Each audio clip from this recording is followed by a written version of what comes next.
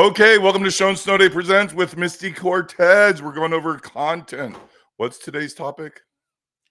Creating content to drive traffic. Yeah, you're probably a lot better at that than I am. Oh, yeah? I can brand, but driving traffic is different. So, what's the difference between branding and driving traffic with content? Well, branding's a completely different subject in terms of representing your company and Yeah, but when I make content, I guess it'd be like blogging may drive traffic, or Google testimonials. yeah. But, if you're just gonna make an image and post it on Facebook or LinkedIn and put a link, that doesn't really drive traffic. No. Oh, you mean yeah, I call them static images. I don't really know where you're just like you said, you're just sharing an image. Although they do still drive traffic. It really is, I think, the message that's behind the content that you're sharing. The Right, thing is, I think I mentioned this before on this call. Content is a word that we use all the time, right? What does content mean? yeah, There's a lot of different meanings to it in today's marketing world. There's social media content, there's video content, there's, you know, I'm trying to think, lead magnet, right? That's a form of a content. right, So there's lots of different ways that we use that word. I guess specifically though, if you're creating content to drive traffic, there's a strategy behind that. right. What we're doing right now is content. Exactly. So I guess it's really in the context of that. So when it comes to driving traffic, one of the best pro tips I can give early in this stream is from my good friend Russell Henneberry. I love when I say my good friend and then I can't remember their last name. But so here's what he says about blogging. And this guy, he actually did network solutions. So I don't know if you know this, but he built up no, that was Dennis. He built up Network Solutions, which was Mhm. the only place you could buy a domain back in the 90s. Oh, okay. And then he also built up Digital Marketer. Nice. Yes. And Tell me that. yeah, and he did all that. Like he did everything for Digital Marketer to get it to the top.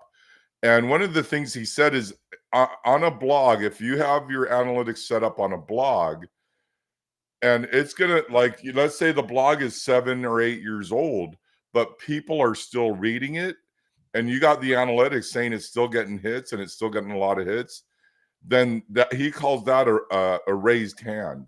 That's Yes. content that's going, hello, I'm valuable, and then you just change the date on it. Yes, for sure. Yeah. So Yeah, because Google wants to serve up content that's most relevant to the searches that are happening today. yeah. And so, you know, I think the algorithm probably assumes, well, if it was posted 5 years ago, it may not be relevant. So if you just change the date and, review the information that you're sharing and make sure that it is up to date, Yeah. it has a higher probability of showing Yeah, up. but also you don't want to change the date that on something that is irrelevant, because it just makes you look like you don't know what you're talking about. Absolutely. So if you're to say MySpace is the place to go, it is if you're a musician. Oh, right. Is it still So around? yeah. So anyhow, so do you have like a top 10, top 5, or I do. I okay? do. So I think, we're talking in terms of driving traffic, creating content to drive traffic. That's the goal, right? Right. Or the objective. So the first thing that you should be doing is paid ads. And I know people might be listening to this who've been running paid ads and they know that the cost has gone up. But the thing is that's one of the only ways that you can actually control who sees it, when they see it, how many times they see it, and you know so you have a lot more control over driving traffic when you're doing paid ads. So that's the first one. So well, when should you not pay for traffic? When your audience isn't on that platform. Well, Which well, the reason I asked that is yeah. because I've paid for traffic when I really had no business whatsoever doing that, even though I was driving traffic to the right audience. I had one coach, I paid this guy like 6 grand, and then I literally spent an hour and a half making one Facebook ad, writing the content, getting the bullet points, making everything fancy and beautiful and wonderful. And I had to figure out how to do it. And then he came in and he deleted everything and then he saved it. And then he said, just throw 250. I go, I want to test it with 20 bucks. He goes, just put 250 bucks in there. Trust me. And I did. And I lost all the money in 16 minutes. Right. Well, so here's the thing about paid ads. I think that, I mean, if you're in business, and your audience is active on the platform that you're running the ads on, so Facebook, LinkedIn, wherever you're running those ads, you know, start small.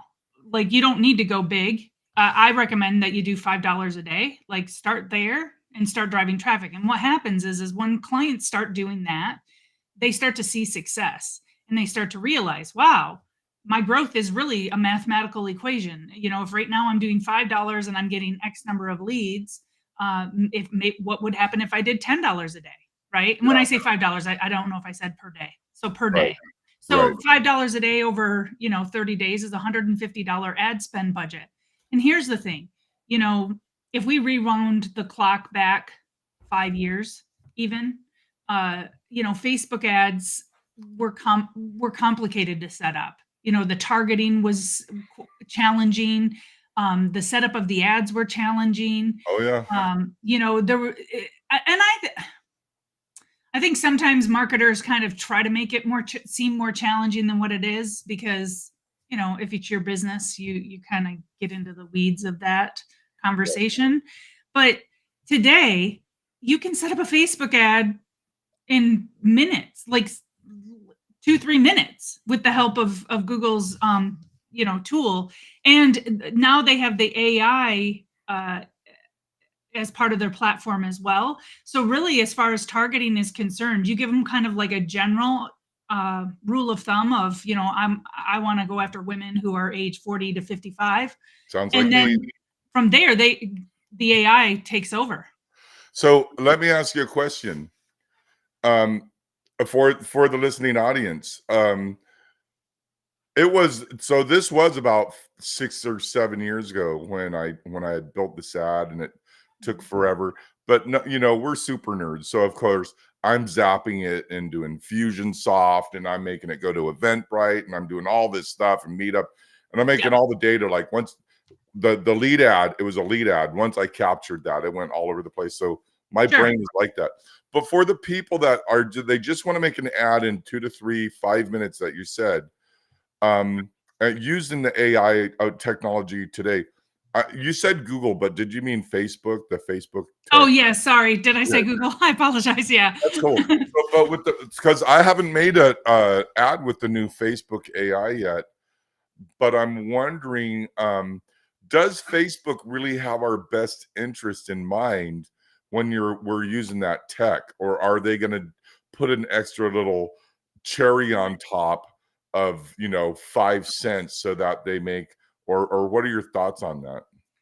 Well, I mean, I'm not a fan of Zuckerberg by any stretch, but I'm also not a fool. I mean, I'm in business, I'm in marketing, specifically digital marketing, and people are utilizing these tools. So we need to show up as business owners and entrepreneurs where our clients are. And so I don't know what's happening behind the scenes, but we've never known that. I've said it for years, in the early days when I wasn't running Facebook ads, that, I find it surprising that a company like Facebook, or now Meta, can take billions and billions of dollars from small businesses and provide zero support whatsoever. So no, I'm not a fan of that.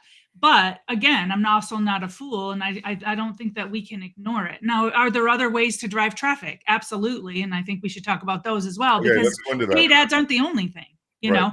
But if you want to have control over who sees your ads, how many times they see it, when they see it, who it's in front of, and you can do it in a scalable way, ads are the way to do that. Yeah, Yeah. absolutely. So What are the other ways? I think the other way to drive traffic that's really effective is getting an opportunity to speak in front of your target audience. Oh yeah. That's huge because when you have an opportunity to speak in front of your target audience, you are building trust and rapport. Oftentimes, you're not the one even hosting the event, so you're getting a transfer of trust from the host of the event as well. So that comes to the table. Facebook ads are very cold. Well, depending on who you're targeting on your ads. If you're targeting people who don't know you, it's going to take a period of time for them to kind of warm up and say, "Oh, I've seen this lady before. I've seen this guy before." You know, where when you're in front of an audience and you get to speak and share valuable content, you build that instant trust and rapport, and then you can drive traffic to your free offer or even a paid offer if that's what you're looking to do. Yeah. Yeah. One thing about that though, because I'm in a mastermind group of speakers, and it's funny because some of these people just have a ton of money, but no talent. I hope they're not watching right now. And I if was you in the are, same group. yeah, I was in the same group for a year, and I mean, that's the case in any group, yeah, right? any Is group that is gonna have that. It's gonna I have always that. find hope in that. Whenever I hear someone who doesn't speak that well, Yeah, first of all, I have compassion for them because I'm a introvert by nature. yeah, I love being by myself. yeah, I really do. It gives me anxiety to get in front of big groups. I will do it because I obviously need to grow my business and I have to do what I got to do. But I like being by myself, and so I thrive in that kind of environment. But when I hear someone speak, I have compassion for them. Because there's a learning curve. I'm a much better speaker digitally than I am in front of a person or in front of people. For whatever reason, I get very anxious when I have to stand there. I'm like worried about where my arms are, how my hands yeah, look. Like all this stuff going through my mind kind of gets in my way of presenting. Where digitally, I'm just like, if I stay center on the screen, which I'm not right now, yeah, but I'm pretty good, you know. yeah. But it also gives me hope when I hear someone speak that doesn't speak well because I'm like, if they can do it, I can do it. And then you're like, I want to go after them. See, Yeah. that's the thing. I have like, I'm so extroverted, I piss off extroverts. I'm like, add more shown into this circle. But the thing is, also the way you capture the data. So this is where I'm going to do my shameless plug for the Ultimate Lead Follow-Up. And at the ultimate lead follow-up.com, what I do, I'm just going to say the funnel real quick because this converts like mad. Is It's just a video and it's a fold. There's no below the fold, Mhm. and it says get 5 new clients in the next 30 days with the leads you already have. Right, so a very basic thing, little email capture, and then once they opt in, they get the free book. So that, of course, it's a keep form, and it sends them the book. But I tell them when I'm on stage, you're going to want to set an appointment because once you set an appointment, I'm going to give you access to $2,000 worth of videos, which you'll get for free, but you have to set the appointment. And then I tell them, and you want to show up to the appointment because when you show up to the appointment, you will get the content for all of those videos. Nice. Right. So we're talking about driving traffic. So when I Yep. speak, people will opt in, but I told them set the appointment or you don't get the videos. So they do that. And then if they watch the video when they show up to the appointment, they show up with their credit card ready because Yeah. they're like, this guy knows what he's talking about, apparently. Yeah. So anyhow, so I just want to put that in there because a lot of people speak, but capturing the lead, nurturing it, and converting it is a whole other thing. And we can go into that some other time. Absolutely. Okay. Yeah. No, I mean, the first step is you got to get people over to it. And then the second step is get it to convert. Right. Okay. Yeah. You want me to keep going? Yeah. Another way to drive traffic. I think what we're doing here today, right? A Facebook live stream or some sort of live stream is a good tool.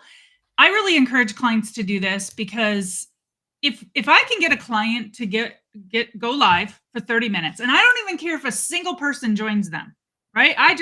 All I want to do is make sure that they have it on their calendar every single week to go live. What happens is in that 30 minutes, you're creating content, right? Naturally.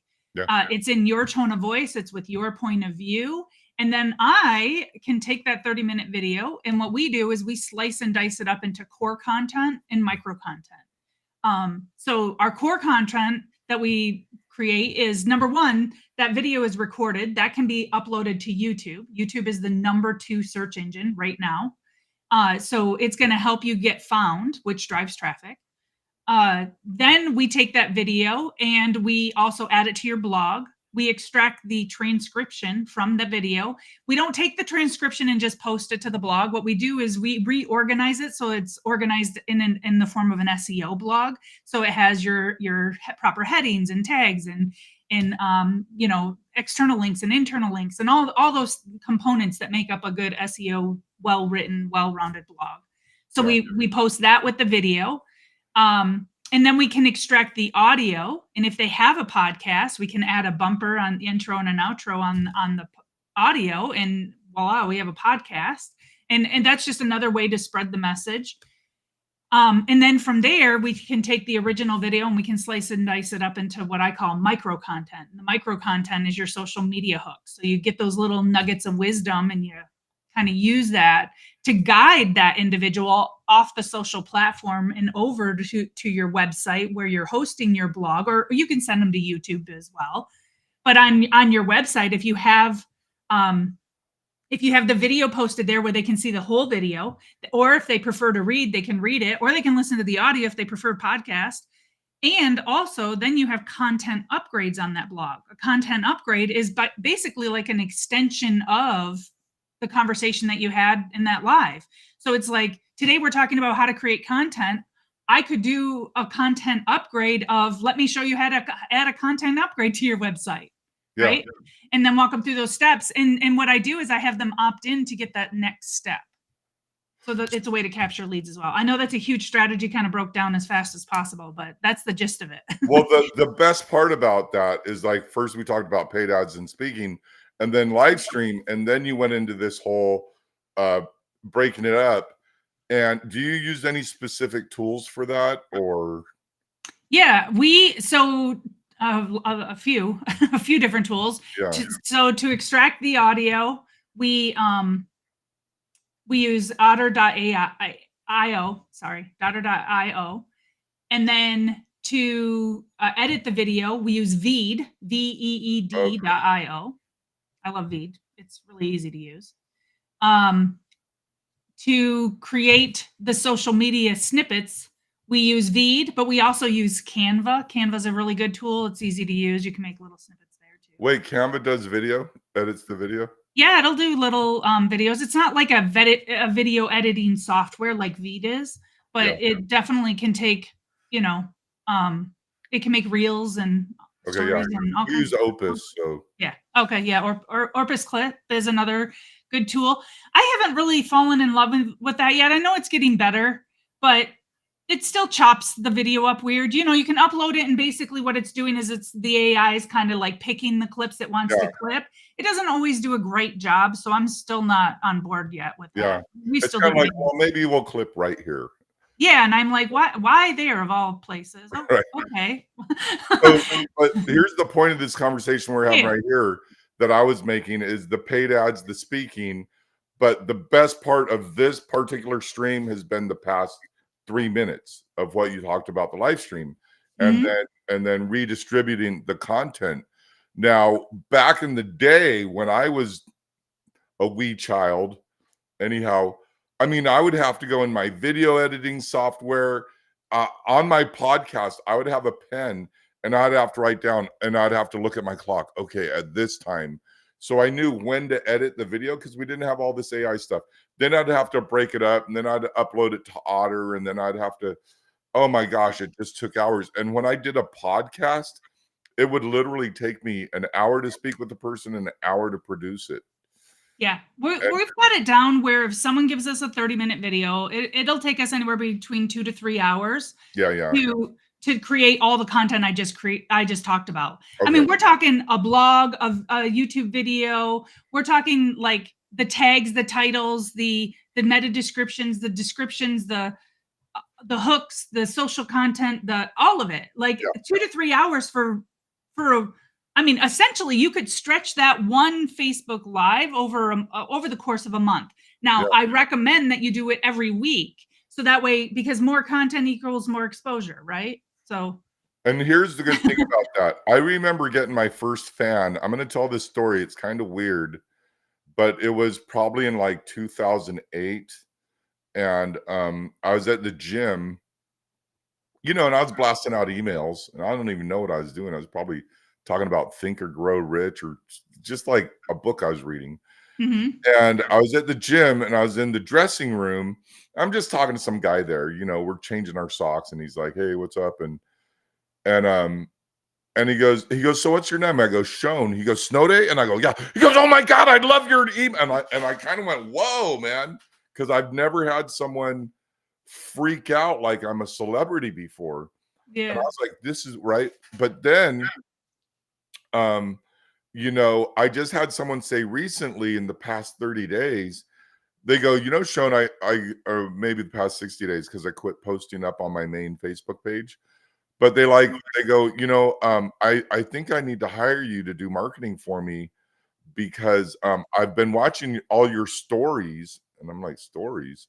She goes, "All your stories on Facebook." And I'm like, "Oh, because I Yeah. was doing stuff for the Automated Marketing Summit, but just talking about marketing." And they didn't become a client. It wasn't a fit, but yeah, and it was from putting the videos out there, and then she was watching the old ones. So, it's not that it's just making it every week.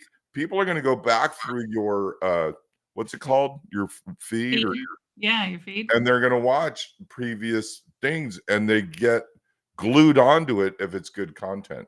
Absolutely. I just went on vacation in Michigan. I'm originally from there, and we were there for 2 weeks. I took a ton of photos, and Right. I came back and I was, putting my social calendar together, and I was like, there's so many lessons in the photos I just took while I was on vacation and the videos I just took, and I want to share those anyways. So rather than just taking all the video or all the photos and videos and just dumping them on Facebook and going, "We had a great trip," Yeah. I'm basically kind of like piecing it out, the lessons and the thoughts that were going through my mind as I was experiencing these things. Just it's a great way to tell a story, share your life with other people, but also lead them into your business. Right now, I'm hosting next week. I'm hosting a live boot camp for aspiring entrepreneurs who want to start their own business, and I'm going to teach them how to do it in basically 4 days.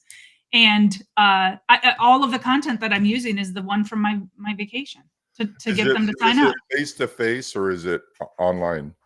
It's going to be online, yeah, Yeah. so I can so we're not geographically, limited. Yeah. But yeah, we've got like 50 people registered already, and so it's going to be fun. I'm excited. Cool. Okay, what's number 4? Okay, what do I have? I mean, a lot of these kind of overlap. So like if you do the live stream, that kind of nicks all the buttons or all the boxes, right? But also there are times that you want to create social content that's specific to your messaging and your promotion for the month, right? So I think I want to make sure that I point that out as well. If you're doing the live streams, that's going to give you a bunch of clips in that, but there are times you may want to just batch your social content because you have a specific message that you want to make sure you get out there, or you want to take advantage of trending um, strategies that are people are loving and consuming right now, right? I mean, just go on Instagram, you're going to see what those trending strategies are because you're going to see 50 videos of the same thing with Okay, different so angles. so talk a little bit about that, because it's funny that you said people are loving, but it's kind of more intriguing, or like, so when Charlie Sheen had his meltdown, Hmm. Snoop Dogg made a song called Winning. Like, Snoop Dogg doesn't care about Charlie Sheen. He just Right. cared about, hey, this right now is trending. A lot of eyes are on this meltdown. So now add me in there.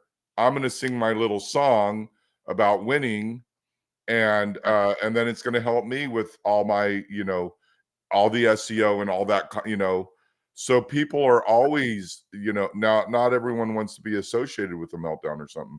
But how Right. would you go on Instagram and find what's trending, or Reddit or whatever? How can you? Well, I use you can use hashtags to see what's trending, right?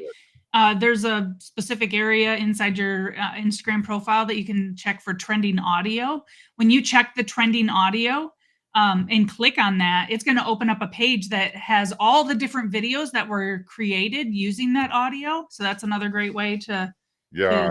to find some trends that are occurring. There's also a lot of social tools. I'm just starting to get into using some of those tools that will allow you to search. It actually does the work for you. So you just put your keywords in there, and then it tells you what's trending. So there's tools like that. I'm not well versed on it, so I don't know that I can speak Yeah. to it yet. Yeah, but it's always interesting because I remember okay, so now my video, okay. But anyhow, when I know a lot of lawyers, when someone dies without leaving a will, like Mm, lawyers will jump on that. Like when Michael Jackson died or when Prince died, you know, they were just like, okay, this is why you need to, and that it made, not only were they the authority on why you need to have a will, but they were also associating themselves with someone to where people were watching that. Now, I know someone that they got a lot of views. I'm going to say this, but they got a lot of views with Chris Rock, but they did the B-roll where they're just pointing and Chris Rock. They're like, I got a ton of views. I got right. 500,000 views. I'm like, yeah, but did it convert? Yeah. You There's a know? whole I mean, there's a whole strategy behind the social Yeah. Well, maybe we'll go content. into that some other day. That's definitely a topic in and of itself. Um, so the next thing I think that's underutilized is, well, I don't know if it's underutilized, but a lot of entrepreneurs that I work with, they don't blog consistently themselves. So they don't think about the benefit of guest blogging, right? So if you can get into the habit of sharing, information through blogging, uh, if I post a blog on your website shown, number one, you get the SEO advantage, right? Because the content's posted there. I also get the same advantage indirectly, but uh, then I include a description about me and who I am, and that I'm the author of the article, and I can even have backlinks that go from your blog over to mine as the reader is reading the content. It's just a great way to cross promote each other, and it's very easy to do. Like it's not hard to do at all. And not only can you do that amongst your own peers, but you can also do that with bigger brands. Like I've been a guest blogger on Keep's website for several years now, and I have several blogs with them. And they get a ton of traffic to their site.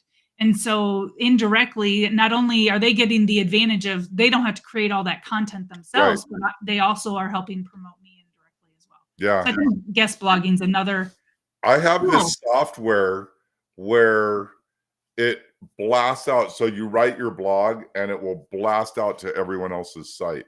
Yeah, syndication. But I can't remember the name of it. Yeah. I never used it because you got to get everyone, other people to give you permission to post, and they got to trust that you write, and then you got to do the content all the time. Yeah. There's quite a few blog syndication tools. I know I'm trying to see if I can find one. But anyways, yeah, there's definitely tools that you can pay monthly and they'll distribute it to multiple platforms. And obviously you can go the old school but still very very very relevant way of getting, applying to become a contributor to some of the larger publications, online publications, so that it features your story and your information. Yeah. So I like have entrepreneur.com, right? I have Story Chief. Okay. So it's probably since I bought it, it's an AppSumo thing. I bought Mhm. it years ago, but now it's like sometimes I get really good deals from there and other times I get ripped off. But anyhow, whatever. Okay, so then That's the risk of the $25 investment. I don't know. I've invested a lot in there. I know. Yeah. You definitely can. So yeah, so then well with blogging, what are some other things like, because I know one, Craig Jacobson. I don't know if you're really Yeah. familiar with him. So, I've been following him since 2012. I started going to East Encinitas Cafe and just, you know, and this guy had the coolest job. He taught people how to mountain climb in the summer and how to snow ski in the winter. Okay. But it wasn't like hiking. It was like climbing a mountain, right? Like Mount Everest or something like that. Right. And so the way he did his thing was his whole blog. It was like he wrote a book, but when you went to his website, you were actually reading the book, but you didn't know you were reading the book. Oh, got it. Yeah. But then you spent all of that time on his site, which really helped. Yeah. So then I just wanted the listeners to know with the backlinks, how do those help with the SEO? Yeah. So, it's part of Google's algorithm. They want to know that you're associated to other sites of authority, right? Right. So when you have backlinks, so if I link over to Keep's site in my article, linking to a reference or a page on their website, in Google's eyes, Google's saying, "Oh, these sites are connected. They must." It ranks them higher in authority. Now, obviously, there's over 200 data points that Google is taking into consideration. That's not the only one. It's just one of them that Right. also helps. Yeah. I just wanted people to know that. So Yeah, yeah. I know backlink seems like such a I don't know what's the word, mysterious yeah, thing. It's not. it just It's seems literally just referencing. black hat, CIA, secret, like, ooh, something's happening, and I don't know what it is, but it's really just simply saying that um, these two authorities agree with each other, Yep. and which means um, it would be in a sense of of me just talking about Anthony Robbins all the time. Um, have you ever? So I did this thing in ChatGPT, and I said I think the prompt was like, "Tell me a little bit about myself." Oh yeah. Stuff I've that I seen this. don't know. I've seen this trend. Yeah. So I did that, and then it was like, "Oh, you really like Amy Porterfield and Brendan Bouchard." I'm like, "I do." I just went to their websites recently for I was clicking to look what their funnel did, Sure. but I didn't really care about them as someone I'm gonna follow. I just wanted to see what their funnel did, but it was Well, I have I don't know if it's called the agency model, but I have the team model of ChatGPT, right? Because yeah, we yeah, utilize it to serve clients as well, and not only for my own brand, but also clients. And right. so I did the same thing. And the problem is I call him G, by the way. I don't say ChatGPT, it's just too long and I Okay. spit when I say it. But G What basically gets confused because he kind of blends all the businesses together because he's not separating out the conversations of the threads Oh, you're saying with the team version. with the team version. So Okay, I yeah. couldn't get it very accurate. He was like, because he went off on a tangent saying, "Oh, it looks like you have an interest in this, and it's nothing to do with what my Yeah. business is about, but it was a client that I serve." So, Yeah. All of a sudden there's pottery involved or something. right. What? It's all kinds of weird stuff. So yeah, it works if you're the only one using G for your brand, but it does not work if you're using it for multiple brands. So we have social content. I hope you have events on there somewhere. I do. Well, events and speaking, I think of kind of the same Okay. thing. Yeah, along the same line for sure. So I do events, and I'm really targeting people that have events now, because a lot of people, even this, okay, so we're Keep partners. We have a thing coming up called something Summit, Keep Grow Summit. Yep. Keep Grow Summit, and then we have a speaker there named Robert from Shark Tank. Yeah. I don't know how to say his last name. It's bad. Ukrainian, Robert Ukraine. Okay. But they've only announced that once in an email. I mean, I would be like, "Hey, this guy from Shark Tank, this speaker here, this speaker here. You know, just like a lot of pre-marketing and pre-campaigning and letting people know. You know, invite your friends, let your friends know. By the Yeah. way, let's give a plug right now for Misty Cortez and your promo code, which has to be in all caps, by the way. Oh, okay. Yes. So yeah, if you go to the registration page and put in my name, Misty Cortez, Kortes, it will discount the $700 ticket down to $149. And I actually bought that. Nice. So you probably made some money off that. So show me coffee. But yeah, so the thing is, and back to the event, it's like just the pre-events, like which speakers you're going to have, what value do they bring, you know, not just the location, but just you know, so Monkey Pod is going to have now Keep doesn't really know about this, but they're going to have a pre-event like in the lobby, right? Yeah, I've done that before. So my tagline is with the Automated Marketing Summit, it's where your friends are. Well, why should I go? Well, your friends are there. Right. Well, I don't have any friends. Remember that in that movie Shrek?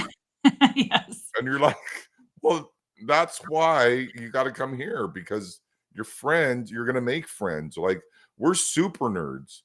And one of the reasons that I feel so connected to this community is I can talk at a high level of tech and people get what I'm saying, right? Yep. But let's plug you one more time, and then we'll go into the next thing, and I'll try to find your QR code and bring it up again. Yeah. So if you go to the Keep Grow Summit, or just Google it, you'll get to the sales page where you register, and the tickets right now are $699, I believe. Yeah. If you put in my name, Misty, Misty, with my last name, Kortes, all caps, you'll get the ticket reduced down to $149.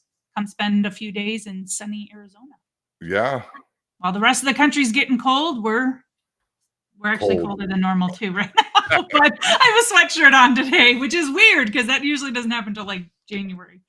Yeah, I'm sitting here. I want to turn my heater on. Sean, we say cold. It's 79 right now. Oh yeah, it's cold. Crazy. It's Arizona cold though. It is Arizona cold. Yeah.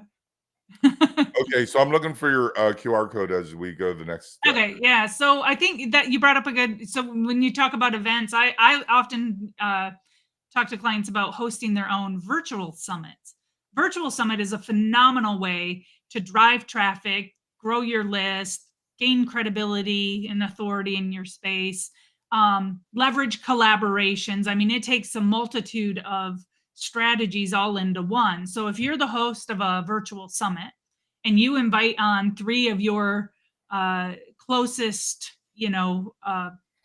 collaborators to come onto your virtual summit as speakers, and then just make it a requirement that they actually share that event with their people as well. So now what you're doing is you're combining forces and communities to help each other grow. So instead of giving Zuckerberg more money, we can share each other's influence in communities through virtual summits. And then the person who's attending gets phenomenal value because there's more than one speaker bringing more than one perspective and input. So here's my question with that. So that's great doing the affiliates and doing the summits and everything.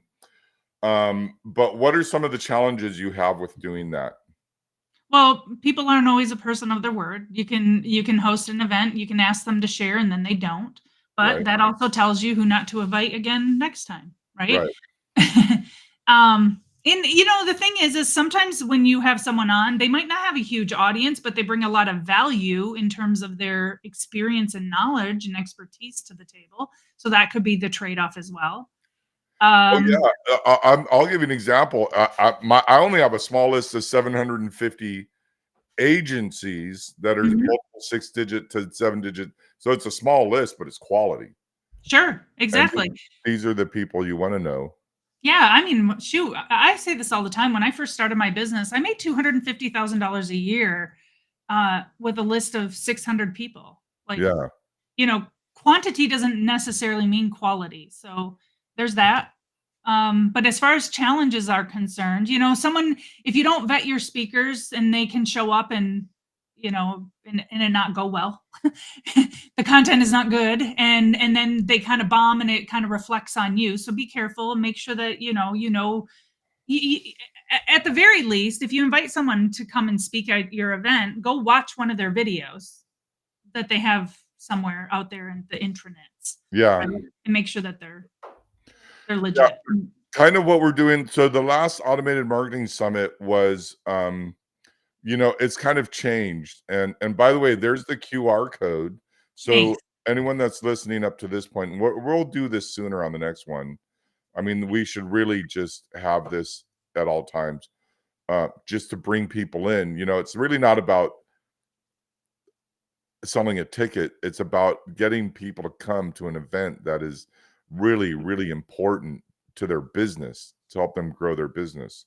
Yeah, and I love that, Keep is doing 3 different tracks. They're not just doing technology, which they have done in the past, which is a great event as well. But they're also talking about leadership and scaling and just marketing and sales in general. So they've Yeah. got the different tracks. So no matter where you're at in your business, you're going to be able to take something of value. Yeah. And it's just, and all the speakers, it's like sometimes you're like, oh, I want to be where all of them are. And I think you'll also get the videos with this as well, right? Yeah, actually you get an extra bonus of the videos because normally they charge for that, but you get it Yeah. as part of And it. that in itself is worth this. Yeah. But what were we just talking about? You were just talking about, the Virtual summits. summit. So the thing is also with the follow-up. So I'm really putting in a lot of effort into that actually today. And so it's like 10 grand, for me to build all this out. But the thing is, it's the pre-event, it's current, it's post, it's who showed up, who didn't show up, having the appropriate dashboard. We got to use plus this because we're doing live local events. Mhm. We're doing free events. So who goes to the free events? The people that like free events, right? And why do they like free events? Because did you know that people buy a Costco membership just because they're lonely and they go to Costco every day and they hang out there for like 4 or 5 hours? I did not hear that. No. Yeah. So This is the time of year we don't want to be at Costco in our area. right. And they probably love it. And They because probably do. they don't have any friend. But my point, why did I bring that up? We're talking about, so we have these free events. So a lot of people that go to free events, they like free events and they like socializing, and they're like, I'm a life coach and I help men who are nervous Nellies find their inner power animal or whatever, right? But then now we're doing with plus this, we could say, okay, you've been at this event. Now you've been to 2 of our events. Now we know you're a fan. So now we can talk to that specific individual differently because they Yep. keep showing up. Yep. And so there's all these things that you could do with events and technology to really know the analytics. Or if someone signed up for an event and they didn't show up. Have you ever paid for a ticket and not gone? I have. Yeah, it's sad, isn't it? Yes. Because you don't get refunds. No. So Yeah. yeah, I bought traffic and conversions. I think I bought like $5,000 worth of tickets to sell them, and I did sell them all. But Nice. I don't think I'll ever do that again. Yeah. I'm so much of an introvert that I'll buy the ticket because I know I should go. But every day leading up to the event, I have to keep reselling myself on why I need to make sure I go Yeah, because I just would rather not go, but I do. yeah. Those are the people that I buy the tickets from. So even Yeah. with this Keep Grow Summit, and we'll go to the next thing. But even with the Keep Grow Summit, I was like, I'm not going to buy a ticket. Usually I ask someone, hey, who has a ticket that doesn't want to go? And usually Partiv just goes, Sean, just, come sit in my booth with me. So, okay, what's the next one? So what did we cover? We covered paid ads. We covered Speaking, doing live live stream, streams, social content, social summit. content, blogging, guest blogging, podcasting. I mean, email marketing, right? That's a way to drive traffic too. I think sometimes when we think about driving traffic, we think specifically cold traffic or people who don't know us, but email marketing is our traffic tool. That is why it's so valuable. We own and control it, and the people who have signed up to be on it have raised their hand and said, "I'm interested in what you do." Otherwise, they wouldn't be on that list, Yeah. right? And so you can drive traffic to your events, your Well, one of the things we're doing here. So and this is a great segue because, well, not so much segue, but with the email marketing is we're going to be doing a live stream of why the newsletter is making a comeback, the email newsletter, and I can get like the Pauls and the all these email. I'm not so much Damien because he's in another. What's his name?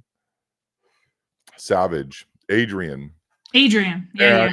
But just the people that are like that,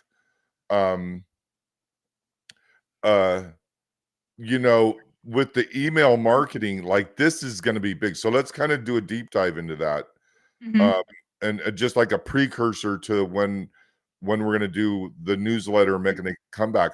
What are like, so with the new Google Slap, or I call it the big four, the Hotmail, the Google, the Yahoo, the Live, all of these people making it hard to get into the comeback, into the inbox. How is this making a comeback with all of these challenges that we have now getting into the inbox? Well, I think Scott Hartley would be the best person to speak to this. But from what I've learned from him and what I've experienced, obviously we leverage email marketing is, first of all, I don't know that it's a Google Slap per se. It's just those other platforms are not keeping up to date either. You know what I mean? Like, I mean, if you have AOL, I don't have words. I don't even have words for that. So I'll tell you who has AOL. The guys that are doing, the guys who are doing Wall Street are on AOL because there's certain things you could do in there. And so they're doing all of that in there. Oh, so really it's those other platforms are the ones that are the outliers in terms of not following probably compliance or whatever. I don't know. I don't know what it is behind. I don't know what's happening behind the scenes. I know from a marketing perspective, our objective to get into the inbox is to make sure that we're sending relevant, valuable content to our subscribers, that we're being true to our word in terms of how often we're going to communicate with our subscribers in the front end, gaining permission. Don't just add people to your list without having permission. When you send information, make sure that it's valuable. Subject lines are still relevant. Getting people to engage with you, and engagement does not include opens. It means clicking. So that means that you've got to look for creative ways to get them to actually email you back, respond back to you, click to go to your blog and read your blog there, download a resource that you're providing them. That's the engagement that these email providers are looking for to help ensure that you're showing up in the inbox. Yeah, and we're going to go a lot into that, but like with the newsletter making a comeback, what does that, and I kind of want to save that. Do you want to do that next week? Yeah, I actually just did a Facebook Live on this on my own page. I think it was last week or the week before. I can't remember now. But yeah, where I talked a little bit about, how to leverage a newsletter to get paid. That was my approach to chatting about it. But the newsletter is making a comeback, and it's a great way to build a list of subscribers that are paying to hear from you. And so those people who have more skin in the game, unlike freebie seekers, right? And there's nothing wrong with freebie seeking for a period of time. We all do it. But if you're just a freebie seeker and you're never an action taker, those people will eventually fall away and off your list because they're going to go and seek freebies from someone else eventually, right? But someone who's investing in you every single week or month or however you set your newsletter up, they're more likely to actually open it because they have some skin in the game. Yeah. That's a huge, yeah. Yeah, I've never really paid for a newsletter, but I have paid for other things. like I'm in a really high-end mastermind group right now. I don't even go anywhere. It's just so noisy in there, and it's just people that are like, look at me and the main coach who, I love and adore the main coach, but it's really just, like, okay, get on your phone and start calling people. I'm like, yeah, I do that anyhow. Right. Tell me something that, Well, if you think about it, a lot of the organizations and groups that we're part of, whether it's a high level coaching or even just an entry level, getting access to people who we respect, it's a form of a newsletter. Whether they deliver it via email or deliver it, you know what I mean? It's just a different methodology in terms of how they're delivering it. So the newsletters is a very low entry point into a funnel. Can be a low entry point into your funnel, and you can get paid to build the subscriber list. And I yeah, have this conspiracy theory. I don't know if it's conspiracy, but I have a theory that the way AI is headed, I think it's going to put more control back in the content creators, into content creators. So instead of us creating all this free content everywhere you look, AI is going to change that dynamic a bit. And so when we do create, people are going to be more willing to actually pay to get access to it because they're going to want real, authentic communication from humans. yeah. I don't know. That it's interesting because I just wrote a book. I shouldn't even say this, but I told them go in ChatGPT and write a book, and then I will make it into I'll beautify it, but I'm not going to read the words. Yeah. So that is dangerous within itself, right?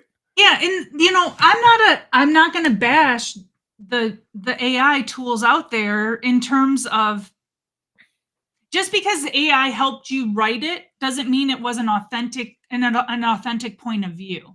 Right. Right. So now if you're just jumping in there and giving it a generic subject saying, write me an article on this and letting it do all the work and you have no point of view, you have no input, you have no storytelling involved in it. Yeah, it's likely not to get any readership anyways, because it's just not good. Right. you know, Yeah. I use G every time I write an article, but I do it around my point of view, guiding G to help me find the right words and structure to add more value that I might not be able to articulate it in the way that I'm hoping to, and it kind of helps guide me do that. You know what I mean? Yeah, I actually wrote 3 books in a weekend. Yeah, it's easy to do with AI tools. But the thing was, so it's like, okay, so I had an event, but here's the deal. Like, okay, I probably have said this before, but when I moved to Arizona on July 13th, I had a live event face to face on July 22nd, 7 days later, and I had like 45 to 55 people show up. I don't know how many people showed up because I wasn't keeping track. I just moved here, my brain was scrambled, but I filled a room. That's the point. Okay. And then with the automated marketing summit, the very first one, I had 45 people showed up, and they stayed the entire 2-3 hours. Right. Like everyone. I think one person left. So every time I do these, people stay the whole time, and then it kind of petered out and got weird. And I used tools and I messed it all up. And now I'm going to bring it back to where it needs to be, which is the automated marketing summit. It's going to be SaaS. It's going to be people that own like the new thing. What's the new thing? The Defender thing with plus this, Yeah. Slottable, but also like go high level stuff. There's this guy that I'm talking with right now that has anyhow, it doesn't matter. The reason now, why did I bring all this up? Shown, you forgot what you're going to say. What was I talking about? I don't know where you're going with this one. Well, I can't help you. we're talking about what were you talking about? Okay. The newsletter and AI and how it's going to put with the control AI. back So I on the wrote 3 creator. books. I wrote 3 books. When I did the automated marketing summit, I was like, I know how to bring people together. I know how to do this thing, even though I only did it one time. I know what needs to be done. So I wrote a book on how to have so I wrote 3 different books, like the tools you should use and Mhm. how to find the influencers and then how to have it summit itself. And then this lady, she goes, I told her, yeah, I wrote 3 books on it, and she does events, right? And she's been doing them for years. She goes, "You can't just do something like that." And I go, "Well, I did." And she's Yeah. like, "Well, I wanna see them." Like, "Whatever, you can have them. Like, I don't care. It took me, 10 Red Bulls and a weekend, but it wasn't the point of having great content for me. It was a point for having a lead magnet, like, "Download this, now I got your email." So is that what do you think about people that Well, do stuff like that? so again, so if you take a chef, right? Yeah. Most chefs in a restaurant probably don't use microwaves a whole heck of a lot.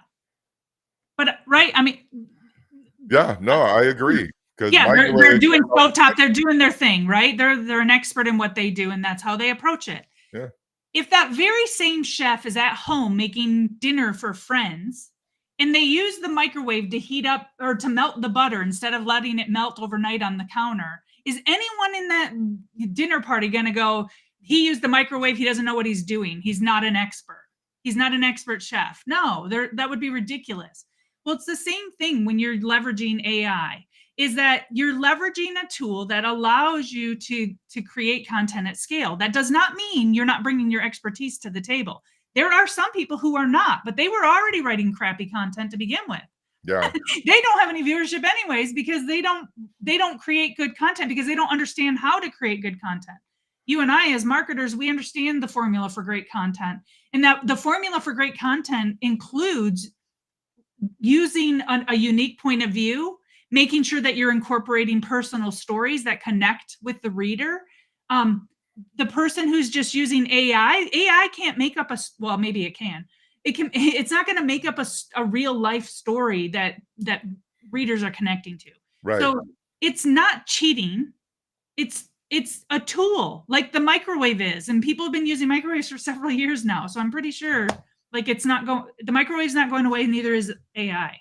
So we Yeah, need to learn to embrace it and stop being and those who are going to create crappy content with it with no expertise and no point of view, they're going to continue to do that anyways. yeah, But they're not our competition. yeah, and I get and so what this lady didn't know is the reason it took me 2 days to write 3 books was because I read every single word in the book. Yeah.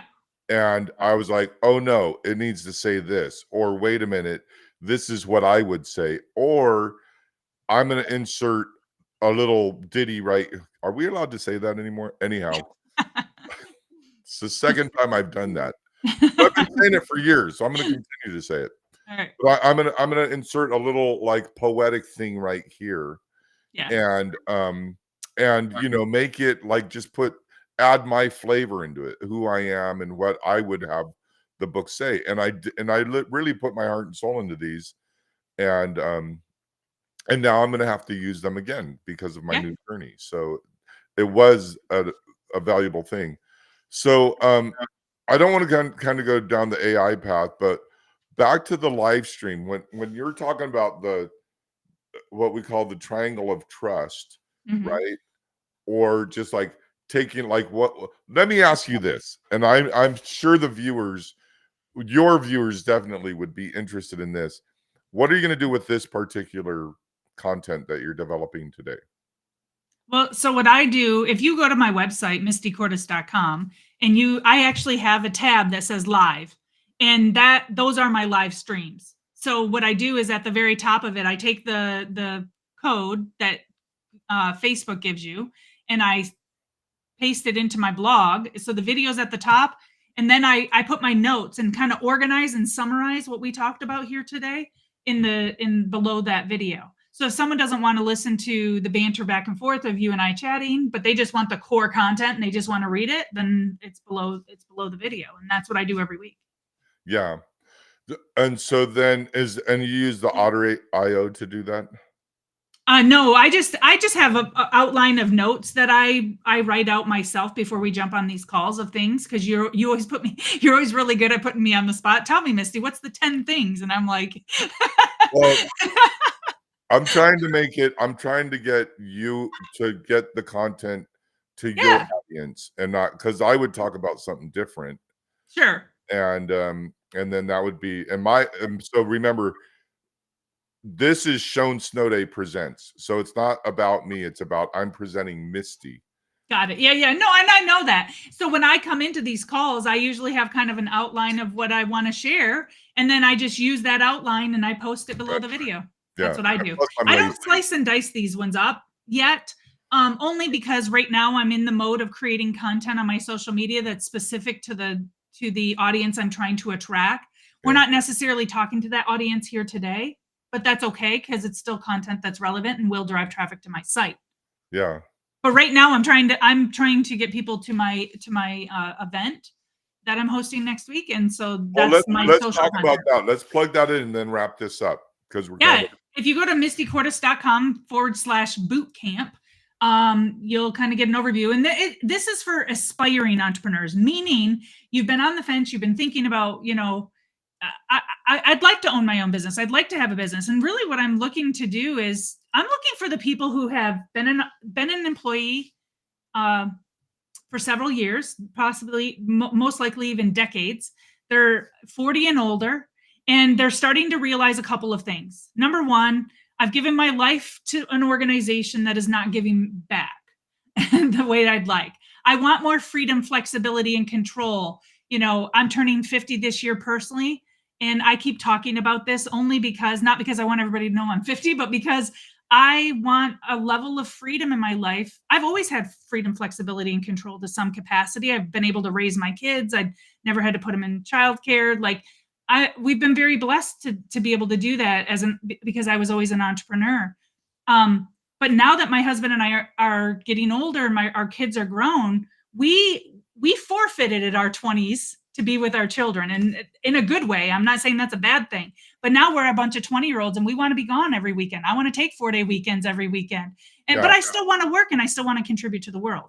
So I want to look for people who that resonates with them and they're like, I want that too. And I want to teach them how to start their own business. No, that's So they really can good. have As a that. matter of fact, because with me, I don't want to work with those people.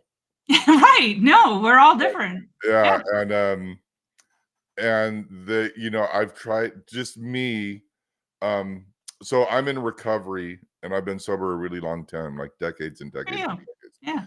But with new people, I can't work with new people. They're like, what does this mean? And I'm like, I don't. I've explained that 10,000. But for you and I the love newer it. businesses, yeah, you really like, oh yeah, let me sit you down and we're gonna, make a roadmap for you. We're gonna line this all up. Yep. I do my whiteboard, but I do this, and this is with a already a successful company that's already unfolded, right? Sure. And Yeah. so, So you're adding gasoline to a fire that's already started. yeah, Yeah. And so I've done that for years. I did that for years. For the yeah, last 11 years, that was my agency. yeah, But I've always had a passion to serve entrepreneurs. And when I first started my agency, someone said to me at an event I went to, you don't want to serve startups because they have no money and they'll drain you of your energy. And the interesting thing is that I get that. I get the perspective. I have a membership. It's $35 a month. It's like throwing a pack of gum in your freaking grocery cart nowadays. It's a right, no-brainer investment. First of all, I'm not trying to outprice their budget. right. Secondly, I can serve the masses at scale in a meaningful and deep way now because I did run my agency for so long. I know how to help them or speed up their progress um, because of the experience that I'm bringing to the Yeah, table. So that's yeah. great. I think that's awesome. I'm not doing it one-on-one because I can't, obviously, No, definitely not at that no, there's price no level. way because you'll end up with. And are you doing groups? Yeah, so we do live calls every week inside my membership. We have live tech calls. Right now, we only have them a couple days a week, but as the membership grows, we're going to start doing 5 days a week. So they're going to be no more than 24 hours away from getting tech questions answered. Yeah, But I think even more important, a lot of it, what's in my membership are pre-built solutions and strategies that we've used with other organizations and within our own organization. So as an example, if you join this month, you get a free website from us. Yeah. As part of your $35 membership. So we give you the website and then we teach you how to customize it for your own business. And we have live tech calls that, so if you run into a tech issue and doing that, we're going to help you get unstuck and keep you moving and progressing. And so then that website is going to be like about us and maybe a little bio, and then no, it's a full blown. I mean, I have close to 60 pre-built pages that are designed with marketing in mind, from marketing professionals. So they're optimized for success. There is no guessing game on what should be on the page. This is the template. Fill out the template. That's it. Yeah. Because the template works because I've helped organizations capture over 25 million leads, generate hundreds of millions of dollars in sales in the last 11 years. And these are the very same tools that we used when we were implementing for them. Yeah, that's awesome. Someone actually won like, how the War Room has like an award, like you get an award if you're like figures. Yeah. Someone actually did what you're doing. They won an award for it. Oh, nice. So so what you're doing now is an award-winning system for the newer startups and the newer entrepreneurs that are probably 40 plus in corporate America. No longer, there's a great story where the CEO buys a Ferrari. And so this 40-year-old employee that's been with the company for 20 years says, hey, that's a really nice Ferrari. So the CEO goes, hey, listen, if you work really hard and do long hours and work weekends, I'll buy another one. Right? So you're helping that person. Yeah, I'm helping that person get out of that scenario and start building wealth and freedom and flexibility and control for themselves. I worked in personal finance before I started my marketing business. The vast majority of Americans do not have enough money for retirement. Their only shot at ever having enough money to retire is having some sort of a side hustle. Right. So whether that individual says, I need a side hustle so I can actually retire someday, right? Or the person says, screw the 9 to 5. I want a business that I own and control. I can help with either one. It's just the only difference between the two is a commitment level in what you want to build. Right. Yeah. So yeah, I'm excited about it. I forgot to set my eyeball thing. Anyhow, so let's just talk a little bit about what we're going to go over next week. So, because I got to create that and bring some people together. You're okay with having a few other people? I don't want to do. Yeah, I don't. Didn't we do like 9 or like I remember we did a bunch of people one time, and I was like, too many people. Too many. So maybe like 2 or 3 more people at the most, 3. Yeah. But so what's that content going to be? I don't know. What's next week's topic? The newsletter? Or? Yeah, the news. Why the newsletter is making a comeback. Okay. The email newsletter. Sounds good. And because here's the deal is that, okay, I deal with a lot of SaaS companies, and they're always saying webinars are dead, or live events are dead, or social media is dead. And it's like, well, what are you selling? If you're saying something's dead, but they always say email marketing is dead. And I'm like, I'm reading an email. I know people that are funnels don't work anymore. I'm like, but it's a funnel. You're sending me to a funnel. Like, and then I'll even comment on their Facebook ad. Well, why did you send me to a funnel? Well, it's not really a funnel. That's like, is it an MLM? Well, it's not really an MLM. Oh, which means it's an MLM, right? Well, when people say, "Oh, websites are dead," and I'm like, "You literally have a website. So why do you have one? If you're telling everybody else not to have one, why do you have one?" Yeah, and so it's just so with the newsletter making a comeback, this will be really good for me because I don't really blast out to my list because I don't want to bug them, but that could be my own. Yeah, we'll talk about that. Yeah, we Yeah, can talk about that for sure. because these guys, because I feel, and I know a lot of people out there, and we just had a speaker, and she's like, we spoke about AI, and she's like, and she spoke last, and she's like, I don't feel like I think everybody else already said what I was going to say, and then Mm, she spoke, and I'm like, you knocked it out of the ballpark nice. because she was prepared. She had PowerPoint slides. She had an offer. Mhm. She had a QR code, right? And she was telling people, I'm here to help, Yeah. you know? So the thing with the reason I bring that up is I think a lot of entrepreneurs feel like, well, why should I share this? Everybody already knows it, which is not the reality. Well, if that were the case, the bookshelves would not be full with books that all say the same thing in a different way. Exactly. Like everybody has a different perspective, and some people resonate with one perspective versus another. And it doesn't make one right or wrong. It just makes them different. And that's why we need different leadership and different Yeah. points of view. So I want to wrap this up with a little story about that. I used to do tech support. Okay, this is before you were born, but so I actually supported DOS. Okay, Right. I remember DOS. so I did tech support when Windows came out. Mhm. No one knew what a mouse was. Everyone was putting the mouse under their foot because they thought it was a pedal. And so we were doing tech support one time, and I was in Texas. So we had a lot of people from the South, and well, we just had people. But this guy was from the South. He's like, y'all, and like, how y'all doing? I'm like, "Oh, I'm a guy, and I talk like this from Georgia and all that.